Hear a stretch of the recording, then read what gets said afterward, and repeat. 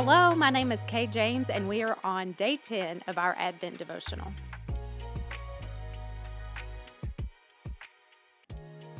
Our devotional today is out of Exodus chapter 20, verses 1 through 22. In Egypt, the Israelites took commands from Pharaoh.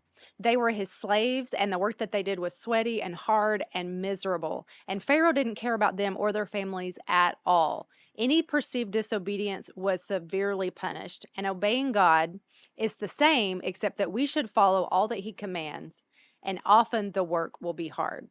What should be different is that instead of making us miserable, serving God should produce joy in our hearts. God is a different kind of master because he loves us and he wants what's best for us. When we disobey, instead of facing punishment from God, we look to him and know that all of our punishment was poured out on Jesus and we're able to receive forgiveness. When the Israelites were slaves in Egypt, they couldn't obey God's command. They couldn't worship the way they wanted or offer sacrifices or keep the Sabbath.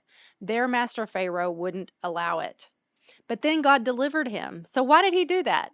So that they could serve him. He set them free so that they could obey them. He hadn't come to Egypt and whispered in their ears, "Obey me, and then I'll whisk you away and save you, and Pharaoh will be no more." Instead, God made the rivers bleed and the locusts swarm, and he tore apart the sea. And in a mighty and miraculous way, God wrapped his strong arms around his people, and he plucked them out of Egypt. His great love for his people could not be questioned, and now that his great rescue was complete, he shared the ways that he wanted them to obey him. Freedom first, and then obedience. God has set us free from slavery to sin and death. Jesus bought us from our old master by dying in our place so that we could have him with us and dwelling in us.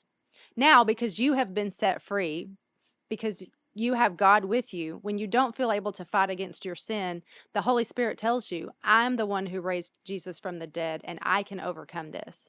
When you don't feel like fighting, he tells you, "I am the Spirit of holiness, and I will wage war on sin."